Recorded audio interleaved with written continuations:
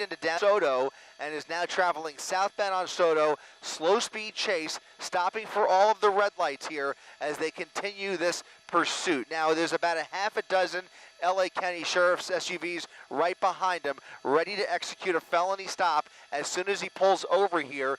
But at these manageable slow speeds, they are going to follow him and continue the pursuit at a safe distance and kind of wait this out, play this out as long as it goes. But again, not posing a real danger here as he's obeying many of the laws, just refusing to pull over, guys.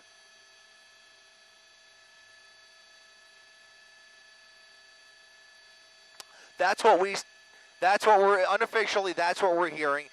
Suspected stolen vehicle, a grand theft auto suspect behind the wheel there. And as you could tell, those windows still pretty, from what I can see, at least from this driver's side, those are heavily tinted windows, and we cannot exactly see if there's anybody else in that back seat. What we'll try and do here in the next couple of minutes is maybe peek through the front windshield and maybe see if there's anybody else inside the passenger seat. But right now, only the driver that we are aware of. As far as we know, it's been going on about 30 minutes or so, maybe a little bit less, and only on surface streets for the most part as he kind of weaved his way through East LA. Of note, though, since we've pulled up on this, the distance that they are following him at, I mean, less than a car length. That primary unit, less than a car length behind that SUV, pulling up right up on his tail, right up against that rear bumper here. Aggressive tactics, but still no sign of any kind of a pit maneuver or anything like that. They are basically waiting this guy out. You can see somebody crossing the crosswalk there. Again, southbound Soto, I think that may be 30th. And again, it looks like he's got the red light here. He's been, as far as we are aware, has been stopping for most of the street signs and traffic signals. Looks like there is somebody in the passenger seat. So a driver, obviously in the driver's seat there, accompanied by a passenger. And it looks like lots of belongings in the back seat. Yeah, that's right, a small dog in that passenger's lap. It looks like a small dog, maybe a Frenchie there, I can't tell. No, it looks like some personal, it doesn't look like a car seat per se. I couldn't tell what it was, but maybe a container or maybe a cooler, something like that in that back seat.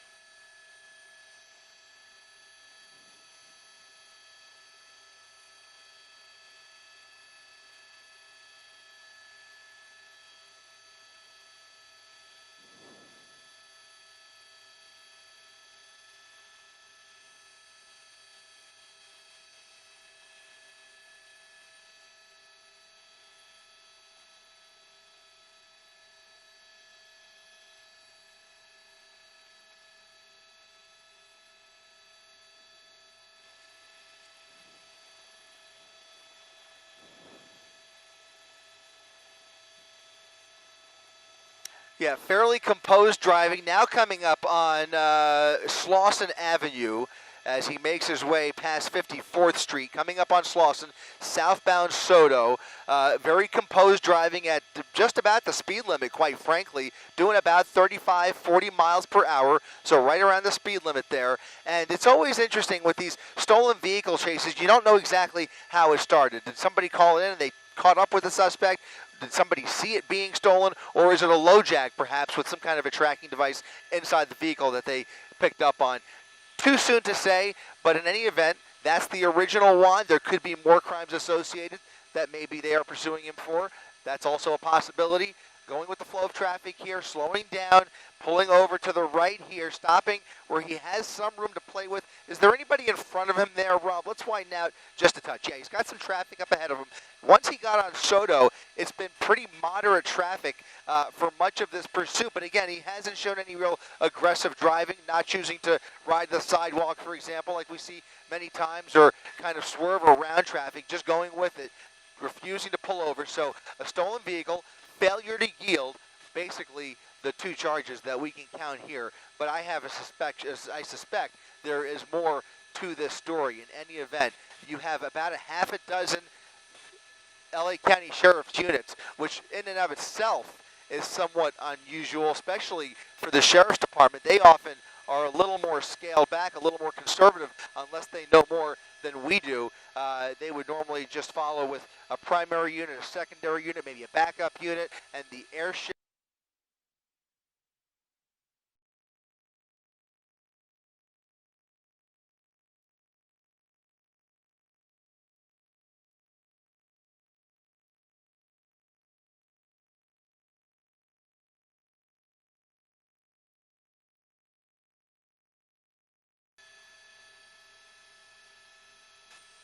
Yeah, sorry. No, I was just mentioning there is also a helicopter overhead here. Yeah, I did see that blanket that you were talking about. Obviously, a very small dog that we caught a glimpse of there. Couldn't make out the breed, but in any event, a female, it appeared, in the passenger seat.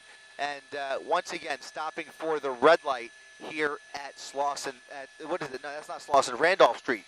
Southbound Soto at Randolph now, with no traffic in the area, coming to a complete stop.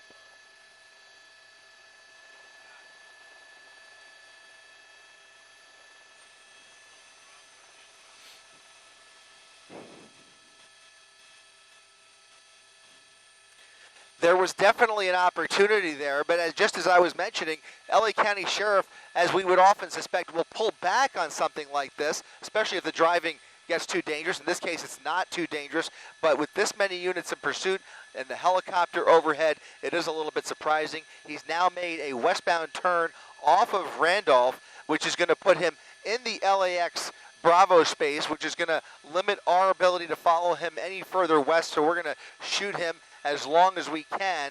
But you can see a woman with a stroller on the corner there. We've seen a lot of pedestrians out over the course of this pursuit, but again, they don't appear to be in exceptional danger as he continues to stop at all of the crosswalks, all of the red lights, and they have a decision to make here. Do they want to continue? It's in pursuit mode. You can tell that just by the flashing lights there in the unit right behind that SUV. Do they want to continue this as a pursuit, or do they just want to follow it and meet up with him at some other point? But considering, I think the only reason that this is going on right now, guys, is that the speed is just slow enough. He's basically traveling at a safe speed, and he's not posing an exceptional danger. They're going to follow it as long as they can.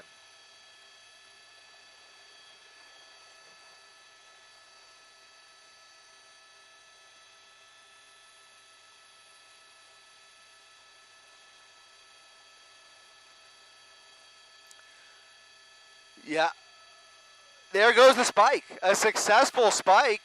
A successful spike. It appears to be successful, at least. He drove right over it. There were a couple of sheriff's units right there on his left as he was trying to swerve around that flatbed pickup truck. And I'm being told that there may be a request out for a pit-trained deputy. None of the deputies that we are looking at here apparently are pit-trained, and so in lieu of that, they have a bunch of units that are closing in on them, but no pit-trained deputies able to execute a pit maneuver. In any event, he's not even going fast enough for a proper pit anyway, so we'll see if that even comes into play.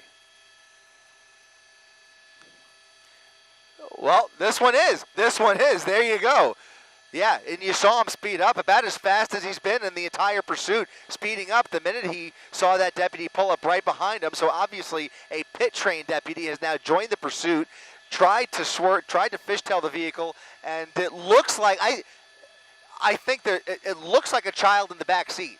It looks like there's somebody in the back seat. I can't tell for sure, Mark, but I think I saw what you saw. It looked like somebody sitting up in the back seat there, right behind the passenger. Rob, can you confirm that? Was that a person? A lot of stuff in the back seat, but it looked like I saw movement in the back seat. It looks. I still see something movement. It may just be objects moving in the back seat, but in fact, it looks like the seat is actually all the way up.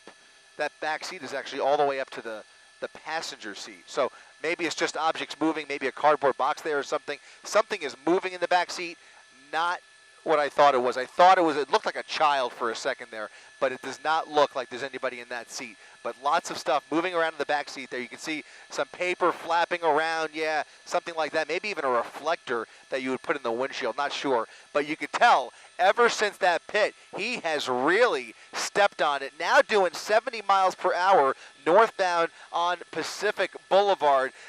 This pursuit taking on a much different profile now just in the last couple of minutes. We'll see how those tires start behaving, if there's any effect.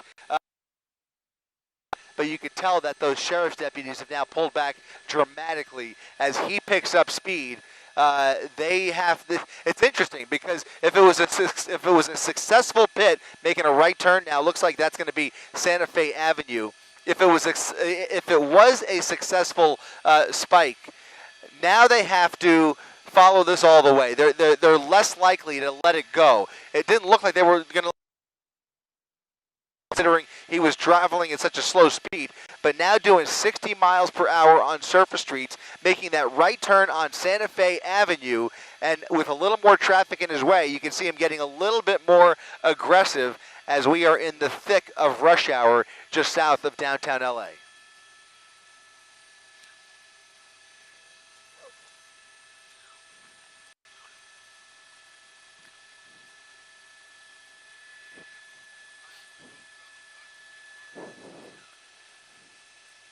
Look at this, much more aggressive driving over the double yellow lines, into the median there, doing anything he can to get away from those lead officers in the pursuit. Now we're going to keep an eye on the behavior of the vehicle. As I mentioned, it appeared to be a successful spike strip. We'll see if those tires are affected. At least from the passenger side, it looks like both of those tires are intact. But I think he actually ran over them with the driver's side tires, so we'll see if we can observe any kind of a bounce or any kind of instability with the vehicle. And it does appear that they are officially putting this back into surveillance mode. So they are following from a distance into oncoming lanes of traffic. A close call there, almost a head-on collision. And now turning off of Santa Fe onto, I think that's going to be 15th Street. So he's on 15th Street. With deputies pulling back a much narrower street here, not afraid to go into oncoming lanes of traffic, swerving around anybody in his way here, and just now a much more dangerous situation than we were dealing with just a couple of minutes ago. And that's the calculus that they have to play with when they decide to do that pit, or when they decide to execute a spike strip. There's always the risk that you antagonize the driver and things become more dangerous, and that's exactly what we're seeing here with a lot of oncoming traffic on this very narrow 15th Street here in downtown LA.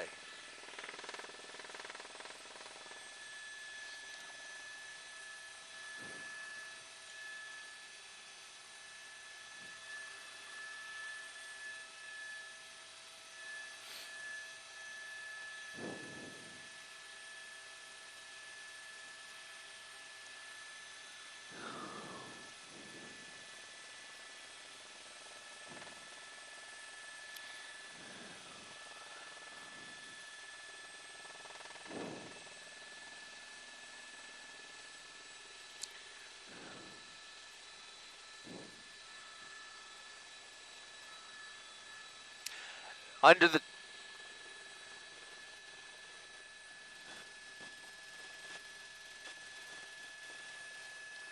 Yeah, at least it's been going on at least 30 minutes now, and I think we've been over it at least 10 already, at least 10, maybe even 15. Look at this, making contact almost with that car, but this is like an entirely different person behind the wheel than just a few minutes ago. You could tell that his adrenaline has dramatically increased. Somebody biking right across the crosswalk there, and now he's making a right turn off of Hooper onto Washington Boulevard, back towards downtown LA. We're getting another glimpse now of the passenger side, and again, from my vantage point, it appears that these tires as well, or no, this is the same side of the vehicle. I still want to see those driver's side tires. I felt like he made pretty good contact with that spike strip, but they appear to be intact.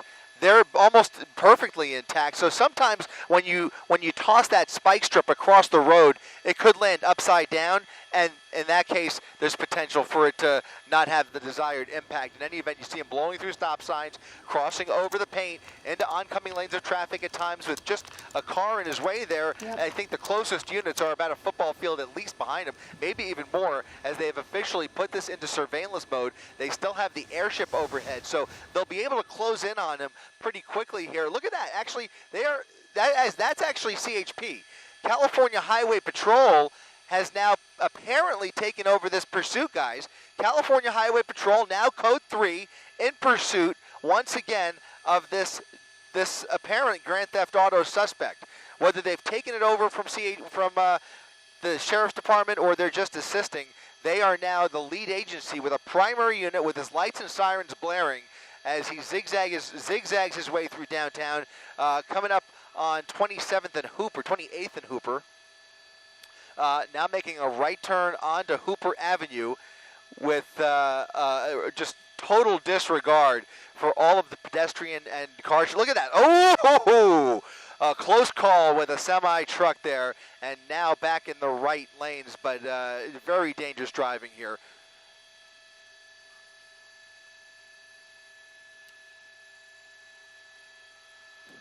We are just south of downtown, going to be approaching the Huntington Park area, I think, here pretty soon.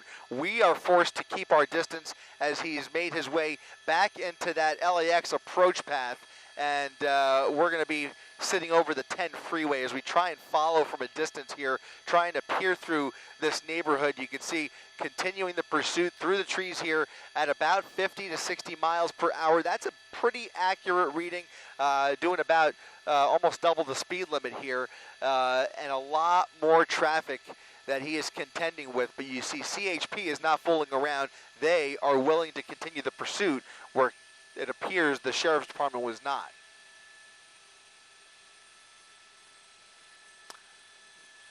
Making a right turn. That was going to be off of Hooper Avenue onto Vernon. Back over the double yellow lines there with a whole lot of traffic, and you saw that car carrier there, a flatbed truck. I mean, it's almost difficult to tell because of the perspective that we have here, but make no doubt about it, he is coming very, very close to a lot of this other traffic, both the traffic in the correct lanes, those westbound lanes, as well as oncoming lanes of traffic. Here's somebody making a turn, a lot of unsuspecting drivers just going through that intersection there, and this has the potential to end very ugly if this driving continues. You mentioned it, Mark, earlier. The only real questionable behavior was the book that he was waving out the driver's side window, but he is now changed the game dramatically, and I don't know how much longer they can continue to just let this go. But in any event, CHP is doing a pretty good job of keeping up, considering they have to abide by more of the laws than he is. They can't just jump into oncoming lanes of traffic without making sure they have the clearance to do so. And he's now putting a little bit of distance between himself and that primary CHP unit, still about a block away.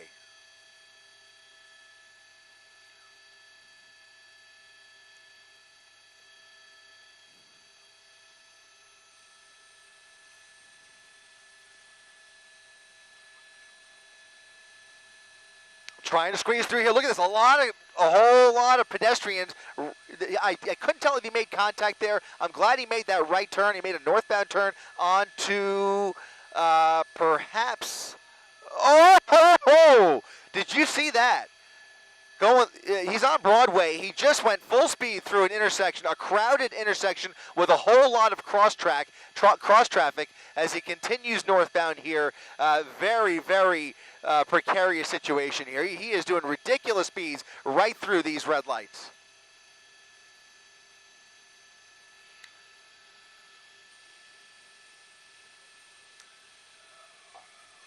Making an eastbound turn off of Broadway onto Hill, over the double yellow lines once again, coming towards us, coming right for us here. But yeah, very narrow, one lane coming, one lane going, and a whole lot of traffic, a very, very busy. There it is. Oh, another close call. It is miraculous that he hasn't hit anybody so far, at least that we've been able to confirm. It doesn't appear that he's made any actual contact, but a lot of close calls at the very, very least. But the traffic on this Wednesday afternoon is not the time to be fooling around with these kinds of speeds. You could tell he's managed to lose that. I think he's lost that primary CHP unit. Not that he's lost them, but that officer at least has to pull off temporarily until they can triangulate in a better location here. But we're going to try and come around as he weaves his way through here. A lot of buildings in the way here. Very fast. I think he made the. That's him. That's him. That's him. That's him. Yeah, made the turn, made a right turn. Well, and now he doesn't even have anybody behind him. So the question becomes, how much longer is he going to continue driving like this, even without anybody behind him? In his mind, he may have already gotten away. In fact, he may have already gotten away if they've decided to just let this go temporarily or even permanently.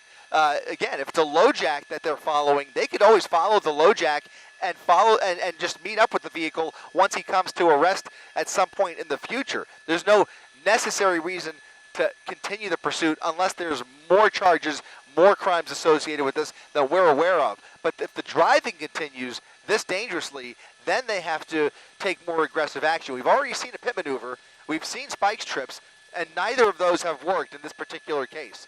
And they can't, those are residential area, very narrow streets, once again, kind of random, very random turns. Doesn't appear to have any clear destination in mind.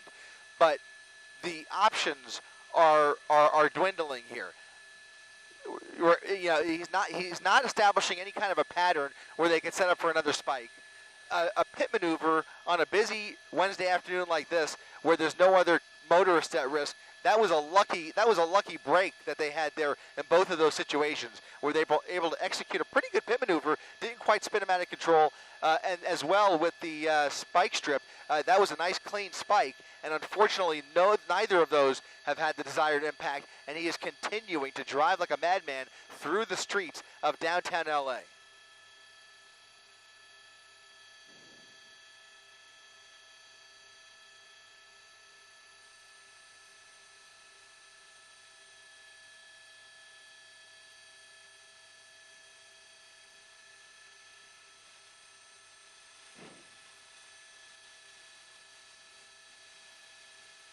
A wild right. Oh, there, almost broadsiding that.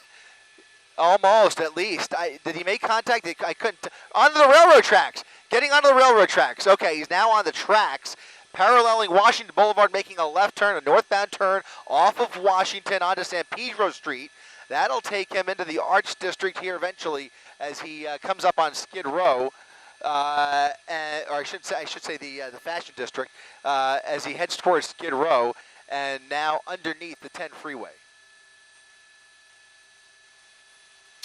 High rate of speed, still continuing to weave through all of this traffic, and now we're getting a much better glimpse as he comes closer to us, doing about double the speed limit. Lots of cars traveling southbound. Right now, he is about 70 miles per hour. Bound on San Pedro. If he continues through these intersections, again, it's only a matter of time before somebody gets hurt here. This is the worst case scenario with an SUV flying at these speeds through these busy intersections. There's no doubt about it. You almost know exactly how this is going to end.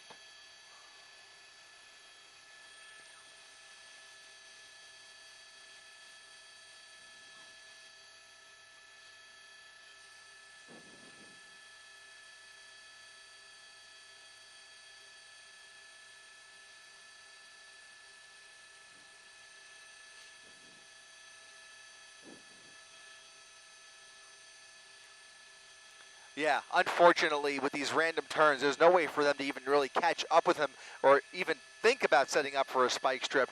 I mean, this is a real dilemma with because of the time of the day and this amount of traffic. And now we're in downtown where the high-rises are plentiful. So there's lots of places for him to lose police, lose even the helicopters, and potentially, if he chooses to do so, and this would be the best possible scenario, would be maybe think about dumping the vehicle and try running for it. You'd have a better chance of getting away that way, hiding between the buildings. If you could find an overpass or a tall building or a parking garage, that's the play here for so many of the pursuit drivers that we see make their way into this neighborhood.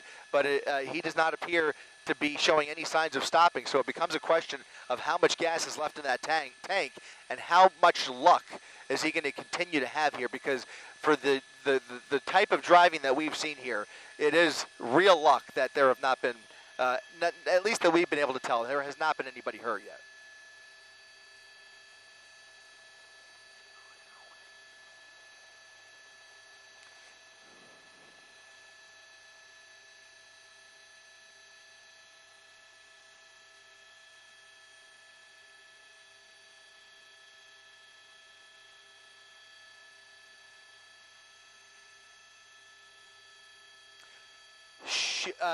Did you?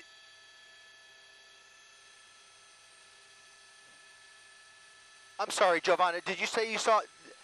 So, so deputies now in pursuit. I'm being told that LAPD has been instructed at this point not to get involved. Another busy intersection here as he comes up on 8th Street, making a right turn on 8th, and he's going to continue these erratic turns here, but at least it's in a much more industrial area as he weaves through, are we still in Skid Row? Pretty much, as he makes his way up towards Gladys Avenue, another random turn onto 9th. These are all random turns, just one after another, looking for probably the road less traveled, where he has less traffic to deal with. That's probably what's going through his head as he makes these turns. Does he see a lot of traffic, or does he find an open road? Look at this, and oh man, another wild left turn now, and that's going to be Town Avenue.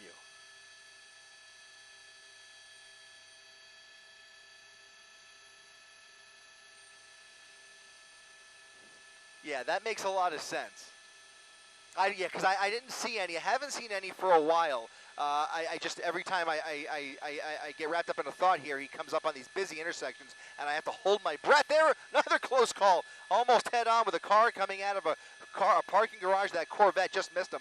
And now he's continuing down 12th Street, picking up a little more speed once again, and I just cannot get over this part. I mean, this is to be expected, obviously, as he continues in oncoming lanes of traffic now, and a lot of pedestrians, a lot of people crossing the street, people on scooters, people riding their bikes, people with strollers. We've seen so many people that have caught a lucky break as he just misses them as he speeds through these red lights. Another busy crosswalk here, lots of folks crossing the street here, just barely slowing down in time, and now a southbound turn off of 12th onto Santee Street back towards the 10 freeway.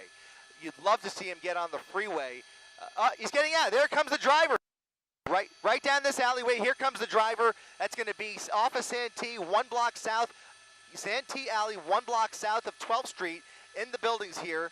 And now we'll see if there's any law enforcement in the area to set up any kind of a perimeter. Unfortunately, I'm afraid that there just may not be. There just may not be enough. He is going to have lots of opportunity, and I think way too much time here.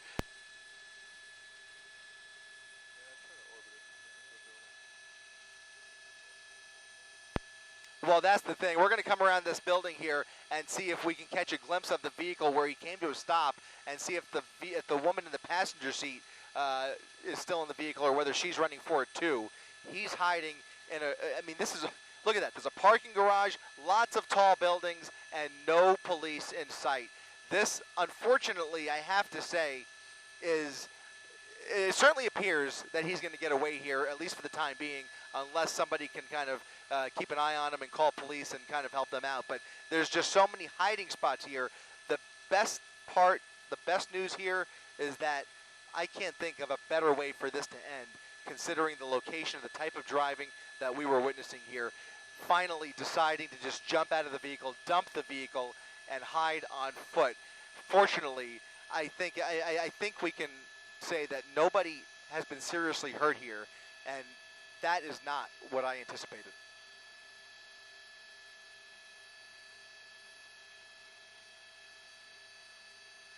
Huge.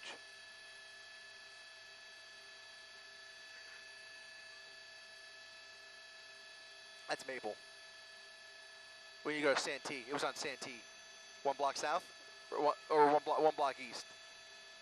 That's it. One down. Right there. There it is. That's it. Did he crash? Oh, he crashed. He crashed into that light pole. Okay. That explains it. That explains it. He crashed into the light pole there, which was blocking, that building was blocking our view. That's actually a parking garage, incidentally. So lots of spots for him to hide out here, but he basically crashed into that light pole. Can you tell, Rob, is the woman still in the vehicle? I couldn't tell if she jumped out as well, but she's gone. She is not, yeah, she's gone. The dog appears to be gone, and now, as you can see, guys, not even a hint of law enforcement.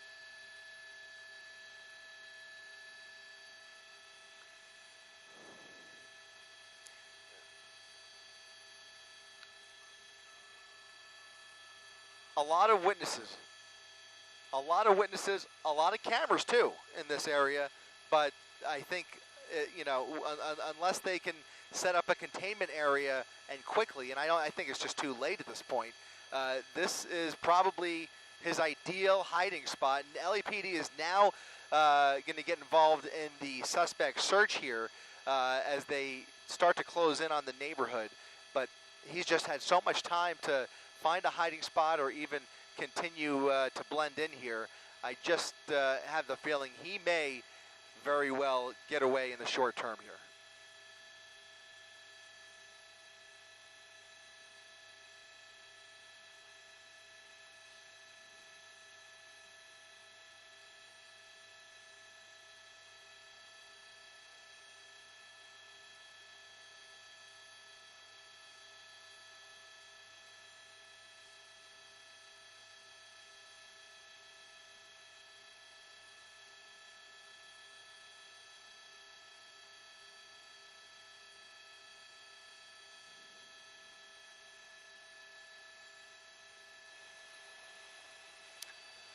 Nobody. I know they're on the way, LAPD. It has been dispatched, but nobody. And that just sets up a whole lot of time for him to, like I said, even if there's tons of witnesses and cameras and all of the other resources that they'll eventually use to try and track him down, the time is working against them as he has time to either blend in or just escape the area altogether.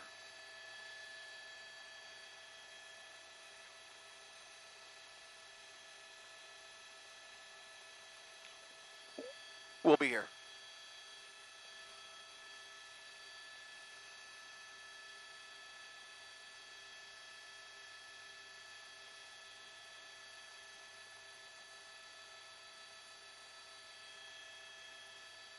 Copy that.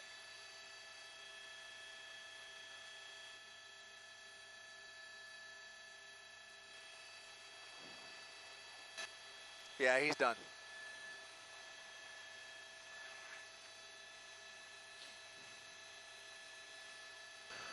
Oh, that was rough. Good job, Dan. Nice job, that guys. was rough. That was rough. These are the hardest ones. That was great. That Mercedes almost had me. I can't believe he didn't hit anybody.